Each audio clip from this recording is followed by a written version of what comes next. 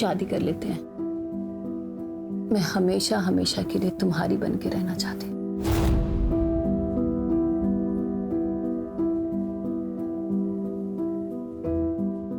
चल कर लेते हैं, पर तुम्हें आशीष को डिवोर्स देना होगा।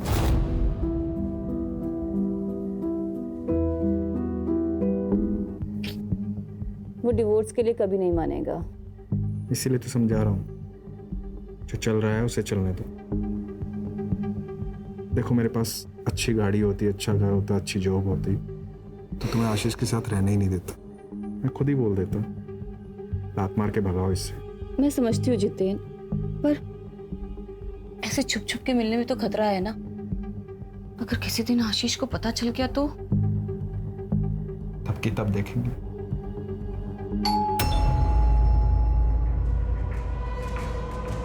हे भगवान, वो आज इतनी जल्दी कैसे आ गए? तुम चुप हो, तुम चुप हो जल्दी से।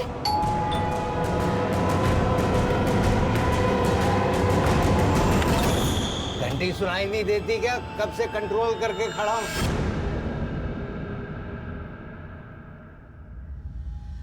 यहाँ टंकी फुल है मेरी, अभी खोलती नहीं तो यहीं टंकी खाली कर देता।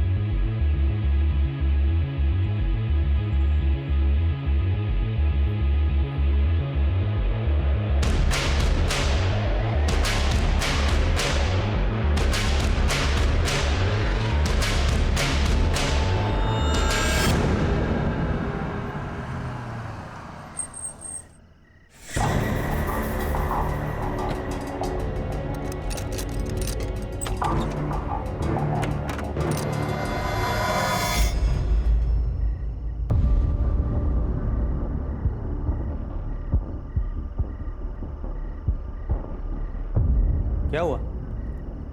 सब लोग ऐसे क्यों देख रहे हैं? मैं कोई चोर हूं क्या?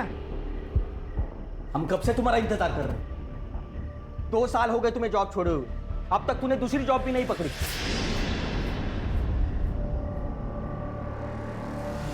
तुम्हें पता भी है 5 लोगों के परिवार के लिए कितना खर्चा आता है? देख, मैं अकेले इस घर का खर्चा नहीं उठा सकता। तो मैंने कब मना किया है? जब भी जॉब लगेगी ना, सारे पैसे लौटा दूंगा। जैसे आवारों की तरह घूमने से जॉब नहीं मिलती, उसके लिए हाथ पैर मारने पड़ते हैं। दिन भर है ना काम के लिए बाहर घूमता हूँ। अगर इतना लग रहा है ना, तो तुम्हारे कमाई का एक निवाला नहीं खाऊंगा कल से। मुझे पता है जॉब कैसे ढूंढी जाती है, ज्यादा भाषण देने की जरूरत नहीं है। देख अक्षय, तू कल से घर में पैसे देना शुरू कर दे, नहीं तो चला जाए यहाँ से। चला जाऊं? ऐसे कैसे चला जाऊं? ये घर है ना, हम दोनों के नाम पे है। मैं नहीं जाने वाला। आपको पता भी है इस घर में जीना मेरे लिए कितना मुश्किल हो गया है, जहां बात बात पर जताया जा रहा है कि हम पर एहसान किए जा रहे हैं। मैं कुछ नहीं जानती, आप इनके पैसे दे दीजिए, नहीं तो हम ये घर छोड़कर चले जाएंगे।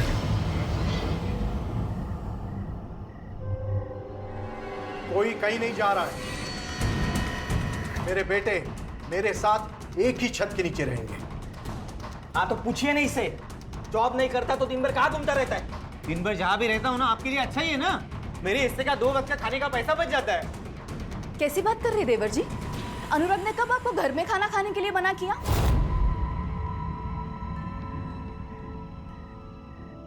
तो फिर किसी को क्यों जानना है मैं दिन भर क्या करता हूँ, कहाँ रहता हूँ? पापा आप ना हमें हमारा हिस्सा दे दीजिए। बस, दोबारा मुझे ये बात नहीं सुननी।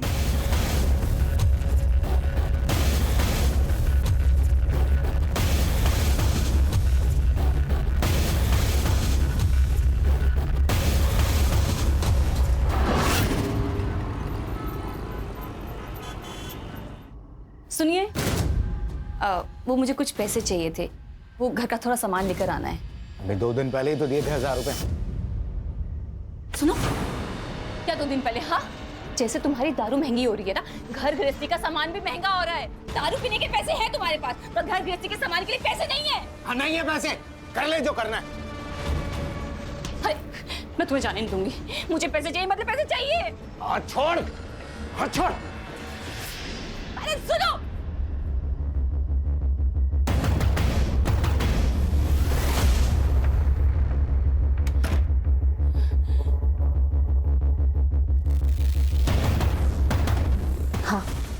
वो अभी घर से बाहर निकला है। ठीक है।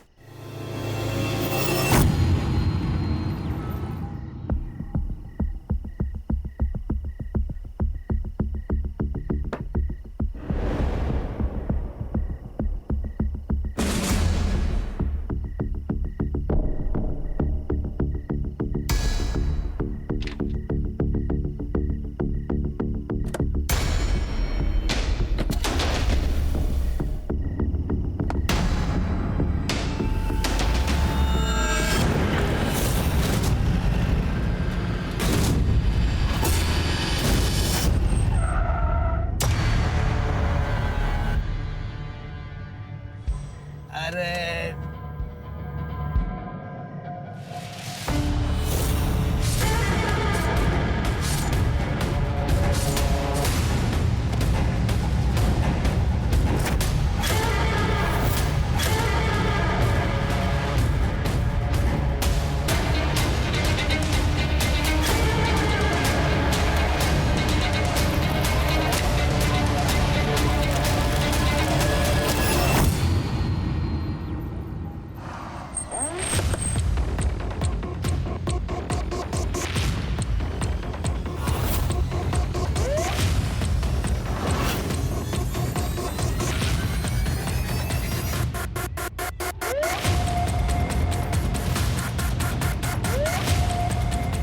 बॉडी पर कहीं भी स्ट्रगल के मार्क्स नहीं हैं, लेकिन बॉडी पर स्टैबिंग मार्क्स हैं।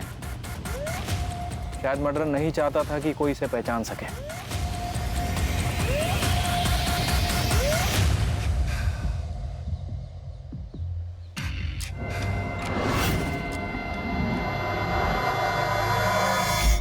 सर, 500 मीटर पर एक गाड़ी मिली है। गाड़ी के आसपास खून है।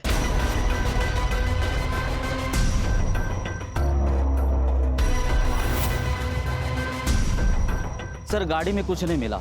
आरटीओ ऐप से कंफर्म किया है कि ये गाड़ी आशीष खुराना के नाम पे है।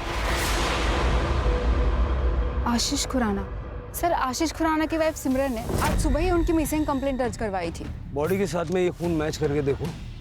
सिमरन को बुला के आइडेंटिफिकेशन करवाओ, ये गाड़ी फॉरेंसिक में भेजो और आशीष का सीडीआर और कल रात की लोकेशन निकलवाओ। Yes sir.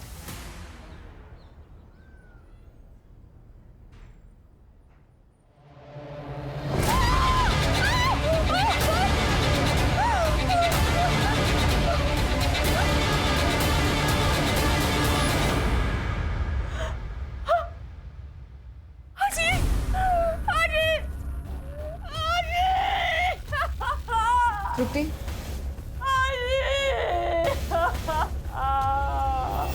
कल शाम को काम से लौटा तो थर्ड फ्लोर से चिकने चिल्लाने की आवाज़ आ रही थी। मैं समझ गया पुराना फैमिली फिर से झगड़ा कर रही थी। जाके देखा तो आशीष गुस्से से भाग गया। सर, इन दोनों का तो लगा ही रहता है। आशीष शराब पी के आता है और फिर दोनों मियां बीवी में झगड़ा होता है। लेकिन कमाल की बात तो ये है सर कि कभी दूसरे आदमी के साथ झगड़ा हुआ ही नहीं। कौन दूसरा आदमी? सर, एक आदमी है, जब आशीष घर पे नहीं होता है ना तब वो घर पर आता है। मैं उसे जानती नहीं हूँ, लेकिन हाँ, मैं उसे देखूंगी तो जरूर पहचान जाऊंगी।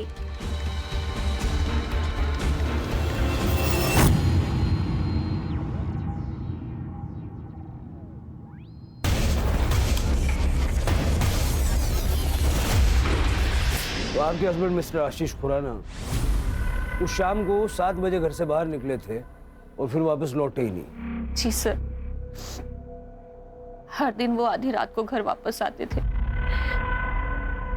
सर, उस दिन मैंने फोन किया उन्हें तो उन्होंने कहा कि वो आधे घंटे में आ रहे हैं। सर, उसके बाद मेरी आंख लग गई थी तो रात के करीब 3 बजे मेरी आंख खुली।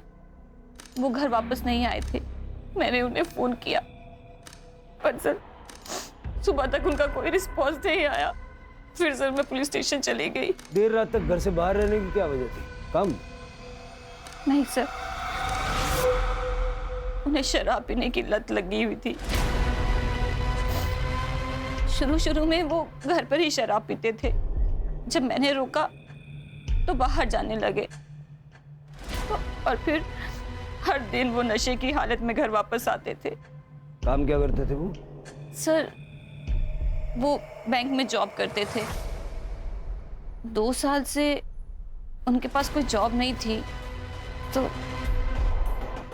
हमने पड़ोसियों से सुना है कि जब आशीष घर पर नहीं होते थे तो अक्सर आपको एक व्यक्ति मिलने के लिए आया करता था। कहीं ऐसा तो नहीं कि उस व्यक्ति के साथ मिलके आपने आशीष को... व्यक्ति? सर, ये आप ये क्या कह रहे हैं? आप मुझ पे मेरे पति की मौत का इल्जाम लगा रहे हैं। फिर आप ये इन पड़ोसियों की बातें सुनकर मुझ पे इल्जाम लगा रहे हैं। सर, इनका तो काम होता है किसी के लिए कि कुछ ना कुछ कहना। सर, ये तो बस जले पे नमक छिड़कते हैं।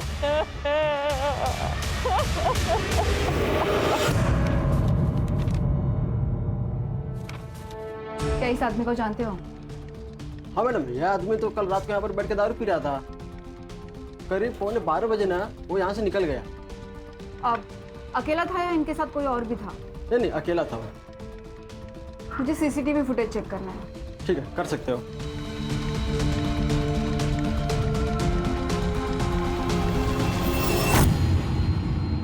सर, हमने बार का सीसीटीवी फुटेज चेक किया और जैसे मैनेजर ने हमें बताया वैसे ही आशीष बार में अकेला ही ड्रिंक कर रहा था और 11:45 को आशीष बार से अकेला ही निकला और आशीष के लोकेशन डिटेल के अनुसार वो नॉन स्टॉप ट्रैवल कर रहा था वहां तक जहां पर हमें उसकी बॉडी मिली, जो कि एक सुनसान जगह है। आशीष अकेला गाड़ी चला रहा था, इसका मतलब किसी ने रास्ते में उसे रोका और उस पर हमला किया। ये 12 तारीख की रात का मालजीपाड़ा का डंप डेटा निकल पड़ा। Yes sir. Sir, PM report और फॉरेंसिक रिपोर्ट आ गई है। सर, रिपोर्ट के हिसाब से उसकी मौत 12 तारीख की रात 12 से 13 तारीख की सुबह 3 बजे के बीच में हुई। मल्टीपल स्टैबिंग और एक्सेसिव ब्लड लॉस, और सर उसके लंग्स में धुएं के ट्रेसेस नहीं मिले, मतलब कि उसे मारने के बाद जलाया गया। और सर फॉरेंसिक में कुछ खास नहीं है, उसकी कार में उसके अलावा किसी के फिंगरप्रिंट नहीं है।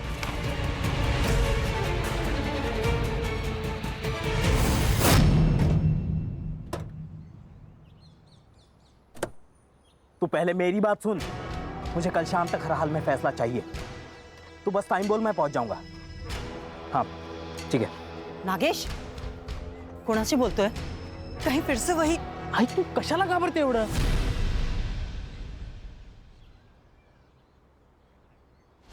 अरे दे, मैं सब पिक कर दूंगा। अच्छा ठीक है, बाय।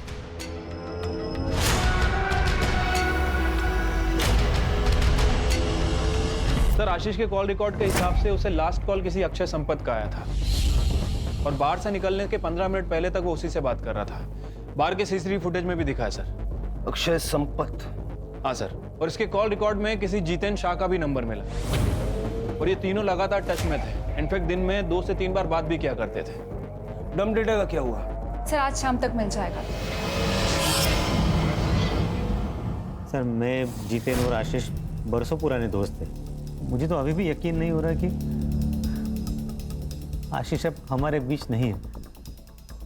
12 तारीख की रात को आप दोनों के बीच काफी बातें हुई थी फोन पे। क्या बात हुई थी? सर, जनरली ऐसे ही फोन किया था, इधर उधर की बातें की और रख दिया। उस वक्त तुम कहाँ थे? मैं घर पे ही था।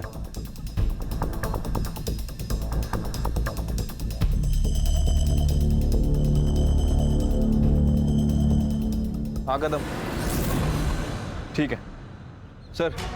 जितेन के पेरेंट्स का कहना है कि 13 अक्टूबर को वो सूरत गया था काम के सिलसिले में। मर्डर के नेक्स्ट डे बाहर चला गया। उसको फोन करके बुलवाओ और ये अक्षय की स्टोरी चेक करो।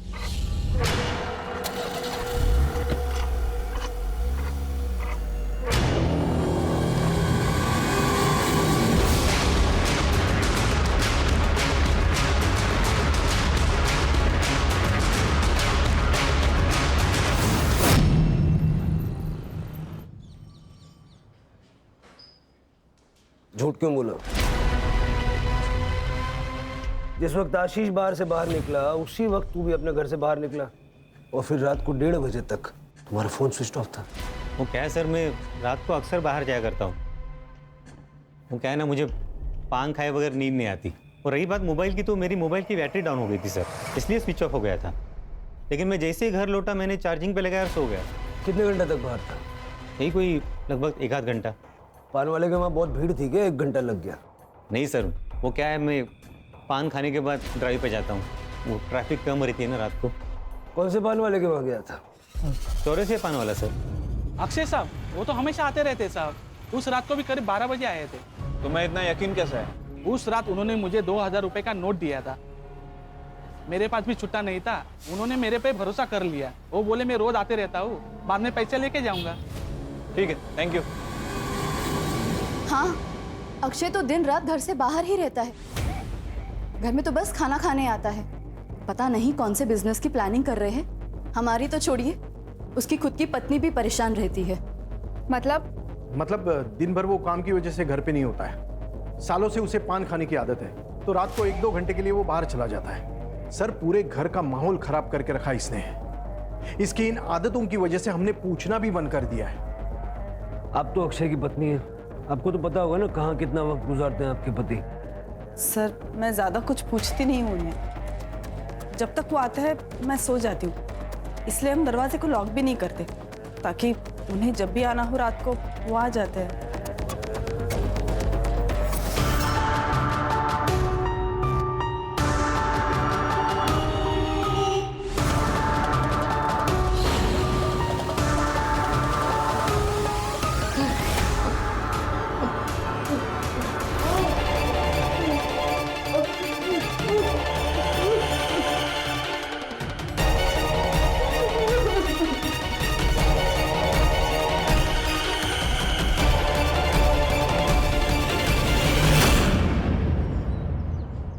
अगर अक्षय ने आशीष को नहीं मारा है तो फिर कौन हो सकता है?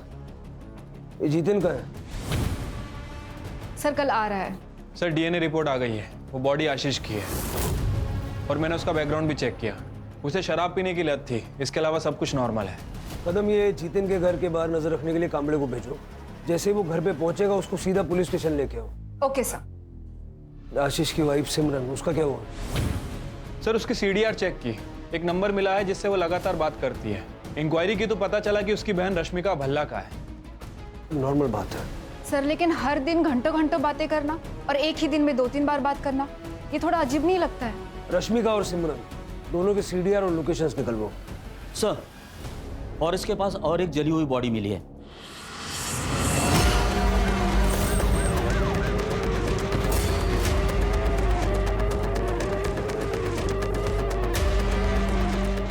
बगा जरा। सर,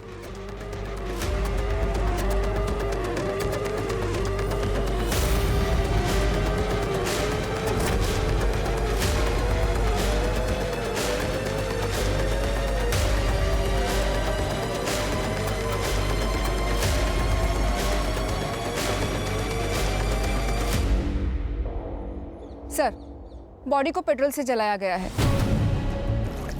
और बॉडी की कंडीशन देख के लगता है कि लगभग 12 घंटे पहले मौत हुई है, यानी कि मर्डर कल रात को हुआ है। सर, गाडीमध्ये काहीच सापडलं नाही। ये गाडी अक्षय संपत के नाम पे है। परिवार वालों को बुला लो।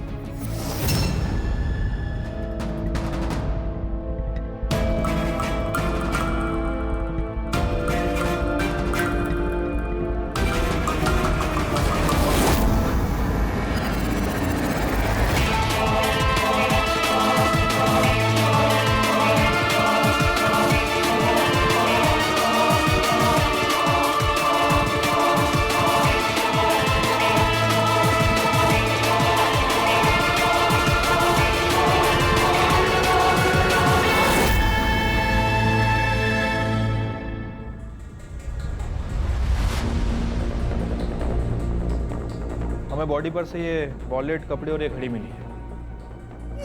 ये तो अक्षय के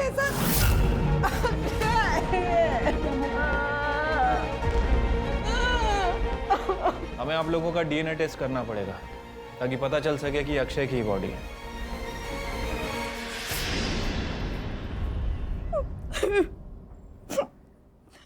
बहुत कोसते थे सर ये लोग हमें, उनकी नौकरी क्या चली गई, हमारी हालत तो भिखारी जैसे हो गई थी, इसीलिए अक्षय ने इनसे हिस्से की बात की थी। सर, मैं अपने फैमिली को टूटने नहीं देना चाहता था, इसलिए मैंने उसे हिस्सा देने से मना कर दिया था। सर, ऐसा कौन सा बाप है जो अपने बेटे की बुरी आदतों की वजह से उसे ना डांटे?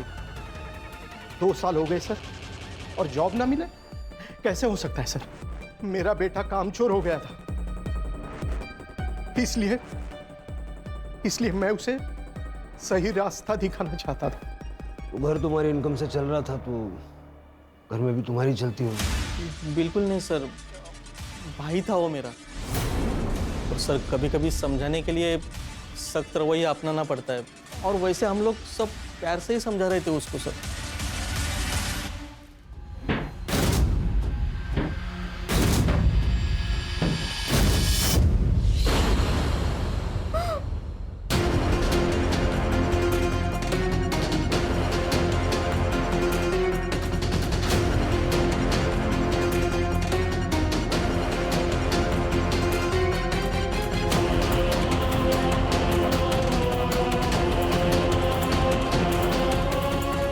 मुझे वॉशरूम जाना है।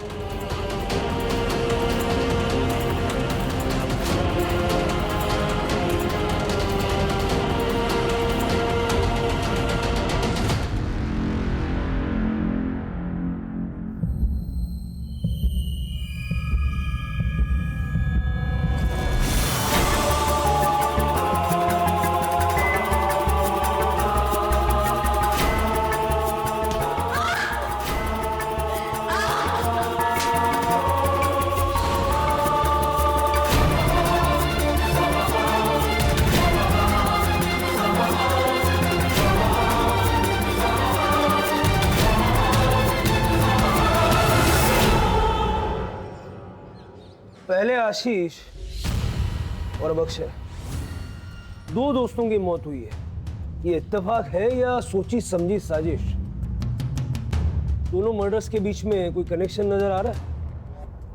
नहीं सर। सिवाय इसके कि दोनों दोस्त थे और दोनों को मारने का तरीका सेम है। कुछ तो है जो हमें सतह पे नजर नहीं आ रहा, कुछ ऐसा जो इन दोनों के या तीनों के पास से जुड़ा हुआ है। सर, जितेन आ गया। क्या? अक्षय नहीं रहा? उसका मर्डर हुआ है उसी तरह जैसे आशीष का हुआ। जब ये सब हुआ तुम कहां थे? सर, डायमंड के बिजनेस में हाथ आजमाना चाहता था। सूरत गया था अपने कजिन के पास, उसका डायमंड पॉलिशिंग का काम है। तुम्हारे अक्षय और आशीष के बीच में रिश्ते कैसे थे? तीनों गहरे दोस्त थे सर, एक दूसरे के बहुत करीब। लेकिन अब तो मैं अकेला।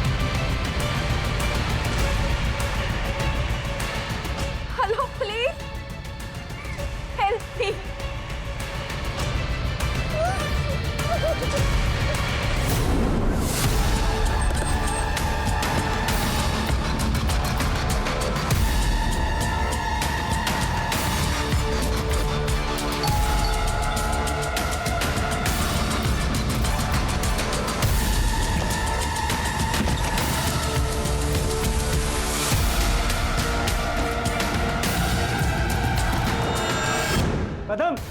Yes sir.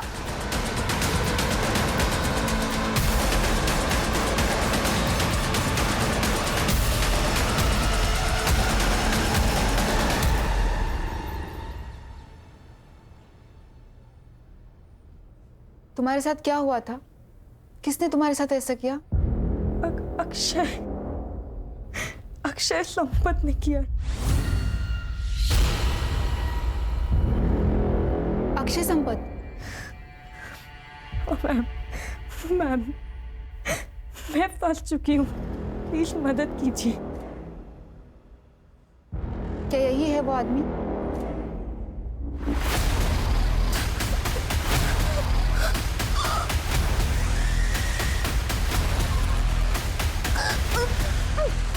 सर प्लीज आप बाहर जाइए।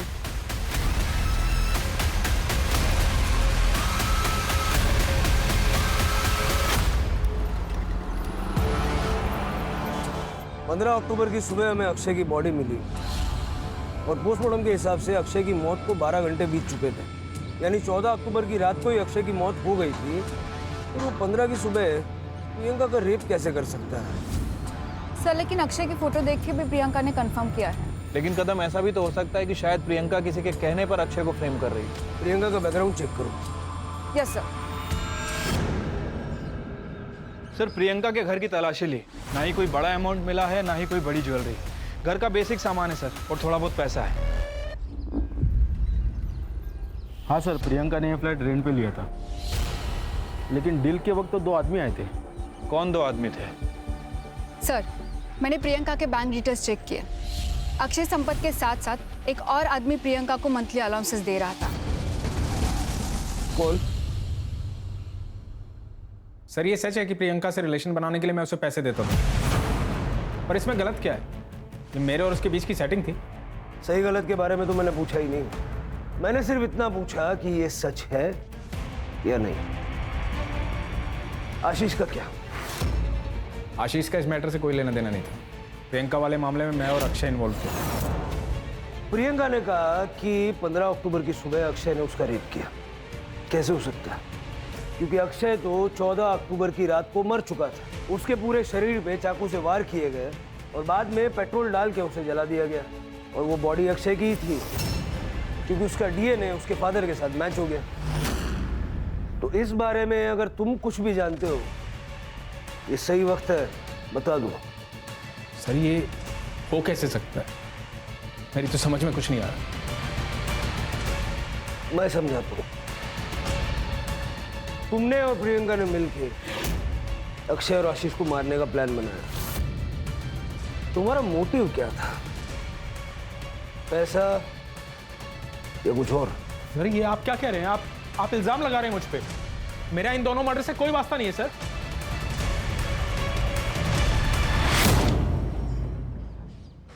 सर आशीष, जितेन और अक्षय, इन तीनों की दोस्ती के अलावा एक और कनेक्शन है इन तीनों से रिलेटेड। सर 3 साल पहले इन तीनों को एक बड़े स्कैम के चक्कर में पकड़ा था, लेकिन सबूत ना होने की वजह से इन्हें छोड़ दिया गया। मैंने उस केस के इन्वेस्टिगेशन ऑफिसर नचिकेत परब को बुलाया है। सर मैंने आशीष और अक्षय के मर्डर के बारे में पढ़ा। 3 साल पहले आशीष, अक्षय और जितेन, इन तीनों ने मिलकर मुंबई के बैंक में फ्रॉड किया था, जिसकी इन्वेस्टिगेशन मैं कर रहा था। क्या किया था? सर दरअसल आशीष, अक्षय और जितेन तीनों लोन डिपार्टमेंट में काम करते थे। 3 साल पहले गवर्नमेंट ने गरीब लोगों के लिए एक स्कीम लाई थी, जिससे वो गरीब लोगों को 50,000 रुपये का लोन दे रही थी। 500 लोगों ने लोन के लिए अप्लाई किया था और उन सबके लोन इन तीनों ने पास किए थे। बैंक ने 2.5 करोड़ का लोन दिया था, लेकिन उन लोगों ने ये पैसा एक नकली एग्रो कंपनी में ट्रांसफ़र किया था, जो कंपनी इन्होंने बनाई थी। कई सारे वेंचर्स कैपिटल्स को इनकी नकली कंपनी का आइडिया पसंद आया और उन्होंने उस कंपनी में 10 से 12 करोड़ रुपए डाले। तब तक इन लोगों ने एक बड़ा सा ऑफिस लेके उन सबको झांसे में रखा, और जैसे ही उनका काम बन गया उन्होंने ऑफिस बंद किया और फरार हो गए। जब वेंचर कैपिटल्स को एहसास हुआ कि वो कंपनी नकली थी, तो उन्होंने एफआईआर दर्ज की। सर हमने तो सारे प्रोटोकॉल्स फॉलो किए थे।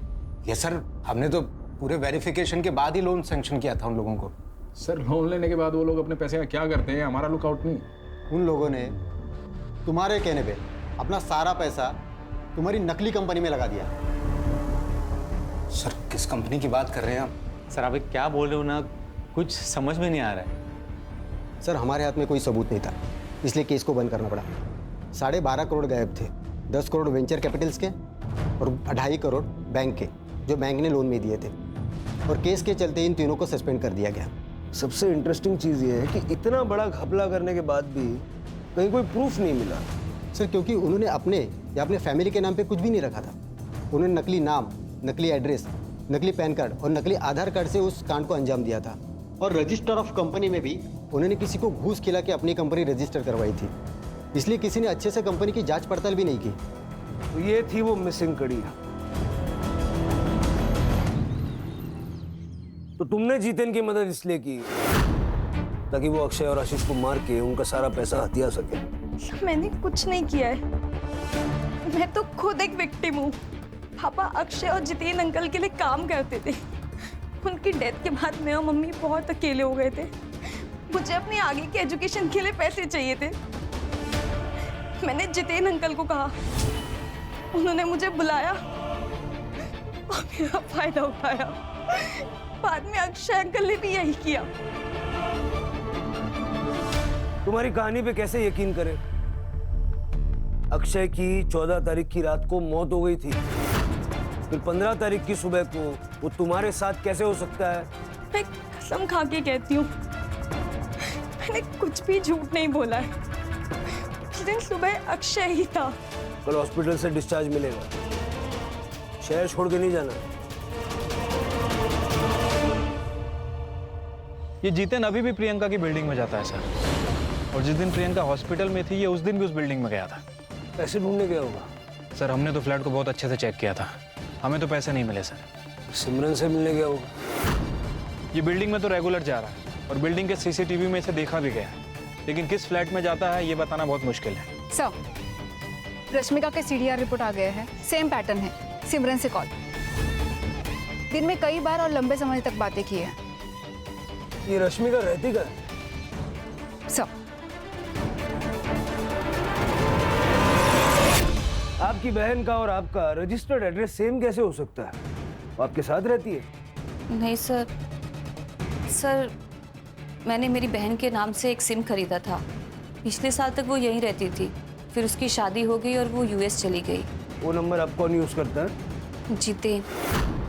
सर जितेन और मैं एक दूसरे से प्यार करते हैं। आशीष को पता ना चले इसलिए जितेन वो नंबर यूज करता था। ये जितेन का और आपका रिश्ता कब से चल रहा है? 2 साल से सर। जब भी आशीष बाहर जाता था तो मैं जितेन को घर बुला लेती थी। इसीलिए आपने और जितेन ने कोर्ट में शादी के लिए रजिस्टर किया है? सर मेरी और आशीष की शादी तो 6 महीने में ख़त्म हो गई थी। आशीष को मेरे साथ रहने में कोई इंटरेस्ट नहीं था। उसकी शराब पीने की लत, रोज़ की लड़ाई, सर मैं थक चुकी थी। और इसी दौरान मुझे जितेन मिला और मैं जितेन से अट्रैक्ट हो गई। और इसीलिए आप दोनों ने मिलकर उसे रास्ते से हटा दिया ताकि आप दोनों आसानी से शादी कर सकें। नहीं सर, नहीं।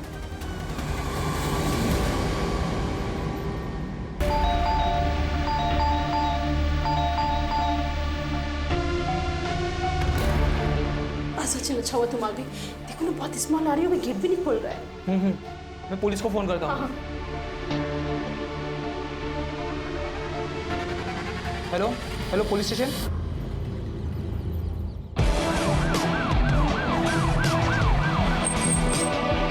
अरे चला बाजू लगा, बाजू लगा बैठकर। सर ये मकान मालिक है, इन्होंने फ़ोन करके मुझे बुलाया था। दरवाजे के अंदर से बदबू आ रही थी सर, हम आपके आने का इंतजार कर रहे थे इसलिए हमने दरवाज़ा नहीं खोला। एक चाबी होगी ना? खोल दे।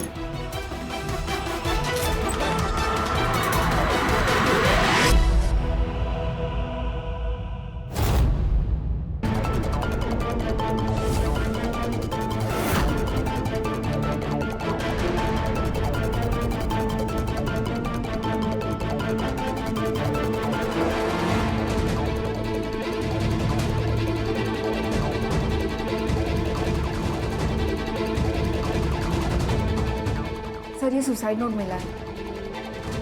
पुलिस को सब कुछ सच बताने की बात थी। पुलिस मुझे ही मर्डर्स का जिम्मेदार मान रही है। जब पुलिस ही गलत इल्जाम लगाएगी तो मैं किसके पास मदद के लिए गुहार लगाऊं?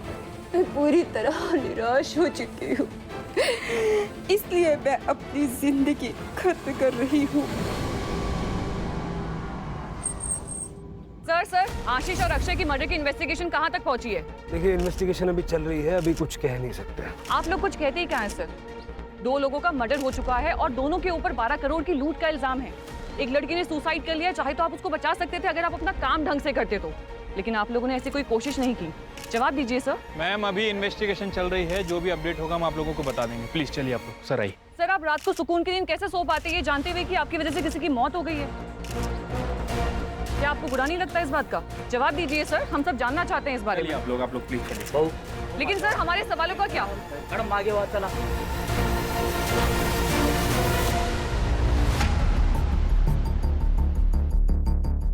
वो हो सकता है कि जीतेन और सिमरन ये दोनों इन्वेस्टिगेशन को भटकाने के लिए प्रियंका को मार के ये सुसाइड का नाटक रच रहे हैं। और अगर प्रियंका ने वाकई में सुसाइड किया है तो पोस्टमार्टम रिपोर्ट में क्लियर हो जाएगा। प्रियंका ने कहा कि अक्षय संपत ने उसका रेप किया, जबकि अक्षय तो एक दिन पहले ही मर चुका था। प्रियंका सच बोल रही थी। सर कसम से हमारे दिमाग में कभी ये ख्याल नहीं आया, और जिस रात आशीष का मर्डर हुआ उस रात 3 बजे तक मैं सिमरन के साथ था। कहानी बहुत अच्छी है, बहुत बढ़िया, लेकिन इस कहानी में ट्विस्ट है। 2 को-कॉन्स्पिरेटर्स की गवाही तो चलेगी नहीं। आशीष को मारा पैसों के लिए और प्रियंका को मारा हमारा ध्यान भटकाने के लिए। सर ये आप बार बार क्यों कह रहे हैं? जो मैंने किया ही नहीं उसको क्यों बुलवाना चाह रहे हैं आप मुझसे?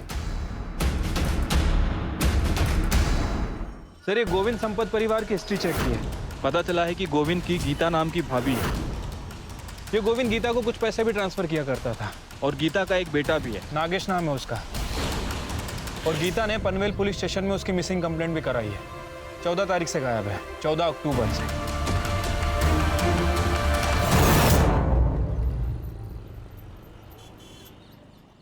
नागेश की किसी के साथ कोई दुश्मनी वगैरह थी क्या? नहीं तो।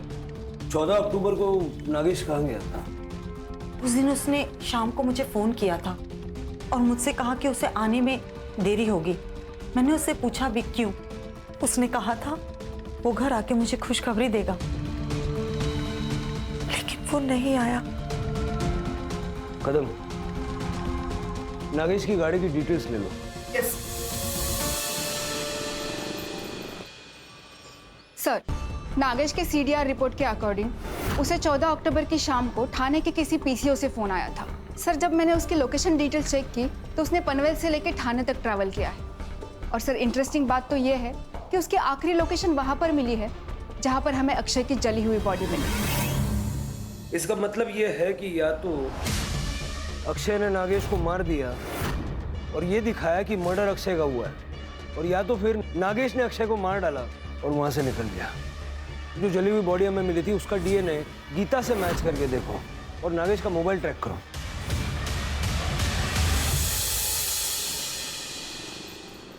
सर ये नागेश का फोन थोड़ी देर पहले पुणे में ऑन हुआ था, लेकिन स्विच ऑफ हो गया। सिम कार्ड डीलर को ट्रेस। सर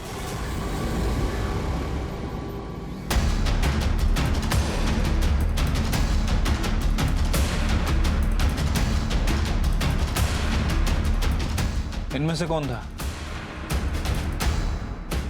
सर ये था।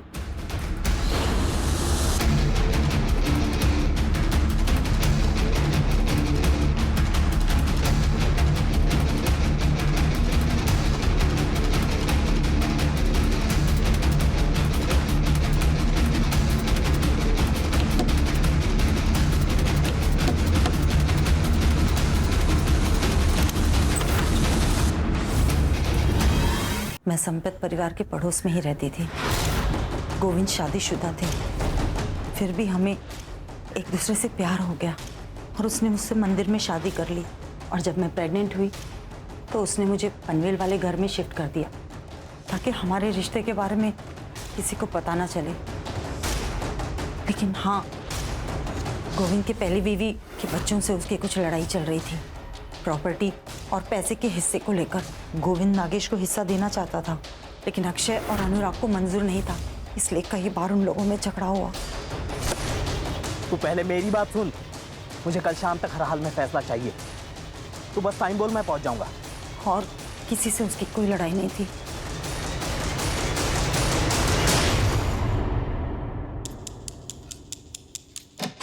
मुझे ये बताओ, 12 तारीख की रात को क्या हुआ था? सर मैंने आशीष को फ़ोन किया। आशीष, कल फिर से कोई नया बहाना बनाया तो तुम यही बोलोगे कि पैसे कहीं और छुपाए, वहाँ लेने जाना है। अरे तू टेंशन मत ले यार, एक काम कर, तू आज ही आ जा, मैं आज ही तेरे को दे दूंगा। तो तूने सोचा कि सारा पैसा तू ले लेगा? सर मेरे मन में लालच आ गया था। सबसे पहले मैं चौरसिया पान वाले के पास गया और इस बात का ध्यान रखा कि उसे याद रहे कि मैं उसकी दुकान पर आया था। मैंने उसको 2000 का नोट दिया और बोला कि छुट्टा बाद में ले लूँगा। उसके बाद मैं उस रास्ते पर निकल गया जहाँ से आशीष गुजरने वाला था। पीछे आशीष की गाड़ी आई, मैं उसका पीछा करने लगा।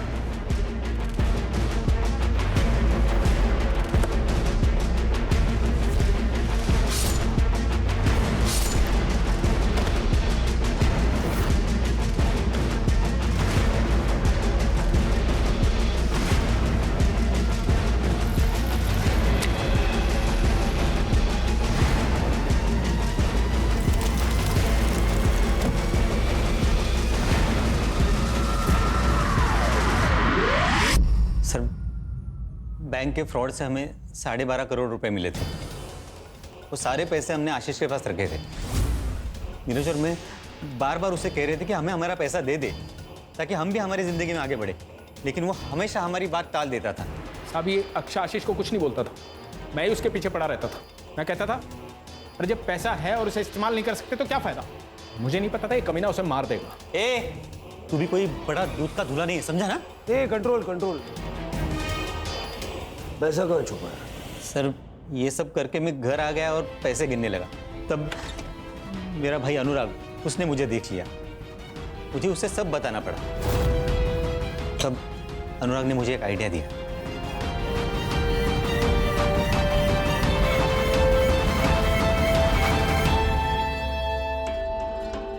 देखिए आशीष के मर्डर केस में ना चांसेस है कि पुलिस तुझ पे शक करे, क्योंकि उसे लास्ट कॉल तूने किया है, और ये भी हो सकता है कि वो जो पान वाला है वो तुझे याद नहीं रखे। तो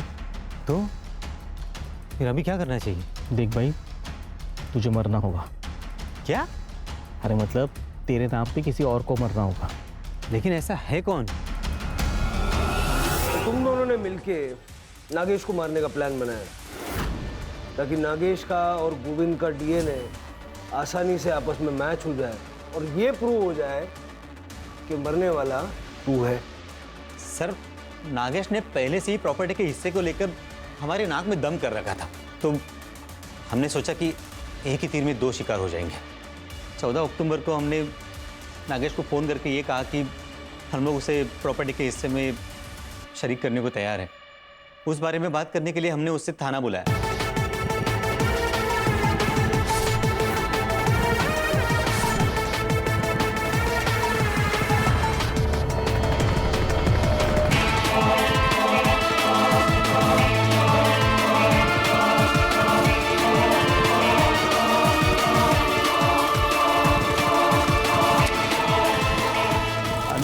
रात भर यहाँ वहाँ घूमते रहे, यही सोचते कि आगे क्या करना है। तब अनुराग ने मुझे बताया कि उसे सब कुछ सेट करने के लिए कुछ वक्त चाहिए, तो मैंने सोचा मैं भी अपना समय प्रियंका के साथ बिताऊं। लेकिन सर जब मैं वहाँ पहुंचा तब मुझे नहीं चाहिए पैसे, जाओ। किसे जाने को बोल?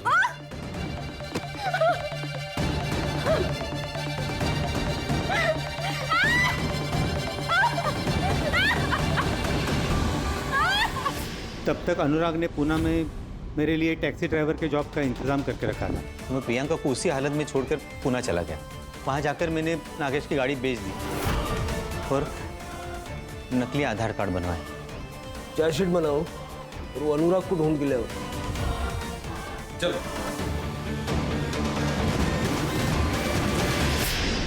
इतने गरीबों को लूटा, बैंक को बेवकूफ बनाया, करोड़ों रुपयों का गबन किया, अंत में क्या मिला? पैसा जरूरी है, लेकिन अनैतिक रूप से कमाया हुआ पैसा क्या वाकई आपके काम आ सकता है? सर जैसे आपने बताया था, मैंने प्रियंका के होम टाउन का एड्रेस निकाल के उसकी माँ को पानीपत में खबर पहुंचा दी है, और उनको ये भी बताया है कि उनकी बेटी कॉल सेंटर में जॉब करती थी।